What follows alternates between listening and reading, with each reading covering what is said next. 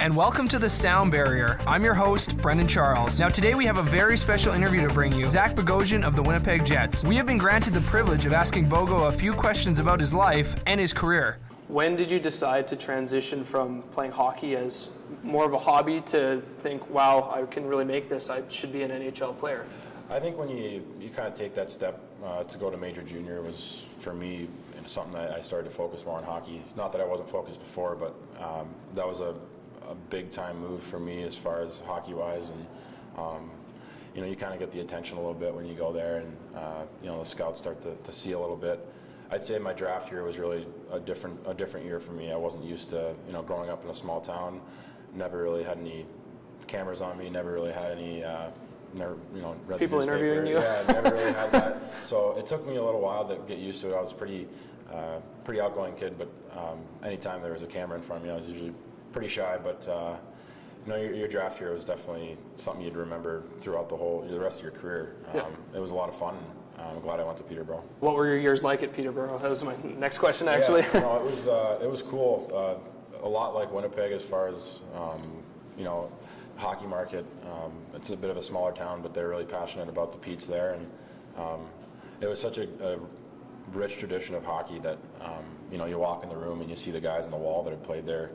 You kind of realize you're part of something special, and I really enjoyed my 2 years there. Though, looking back, that was probably my two favorite years of playing hockey, just because you're with everyone your own age, and everyone, there's no money involved, there's no attention, it's just the guys hanging out with the guys. And having fun, just playing what you enjoy. Yeah, just coming home from the rink, playing video games, hanging out with the guys, going to the movies together. It's a pretty good brotherhood. Now, you were drafted third overall in 2008. What was that like for you? Third overall in the draft class that you were at. There's Alex Pietrangelo and people like that. How does that make you feel as a player? Well, anytime you get drafted is a special thing. I was always a firm believer in my draft year. I didn't really care. Obviously, the higher the draft, the cooler it is to think of course, about. Yeah. But as far as when I got drafted, I just thought of it as a number. To me, it wasn't. I wasn't any better or any worse than anyone else. I knew that I controlled my own destiny, and you can get drafted, but that doesn't mean you're gonna make it right away. I think a lot of hard work, a lot of work away from the rink, a lot of sacrifices that my parents made to help me get there, I think was a big thing. That's kind of the first thing that popped in my head is your family when you get drafted, and how excited they are for you, because they've seen you grow up from a little boy into kind of growing into a man. It's probably pretty special for them. When was your moment in your career that you thought, wow, I've made it, like this is the point? I'd say probably my first year. I wasn't too much of a crazy hockey fan growing up. I followed it a little bit. I guess I was joking around with my friends that my first year in the NHL, I never really got starstruck because I didn't really pay attention to too many guys growing up. But I had my guys in the league that I knew who they were, and it was pretty cool to kind of, my first year, I think I was matched up against Crosby and guys like that it was my job to go out there and play against them, and that's kind of when I realized that I'm here, I got to make a stand, I got to prove myself, and looking back, it was fun. You look at every year, you learn something different, and I played for 6 years now, but my first couple of years, it's gone by so fast. It feels like yesterday. What was it like to represent Team USA at the IIHF tournament in 2009?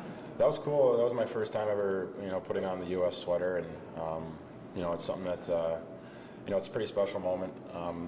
I waited till I was 18 years old to do that. Most guys get the chance when they're 14, 15, 16, but it was cool. I never played in an international event. I never played on Olympic-size ice in a tournament like that. But it was a good experience. It was a lot of fun. How often do you get recognized in the city, and what would be your strangest encounter?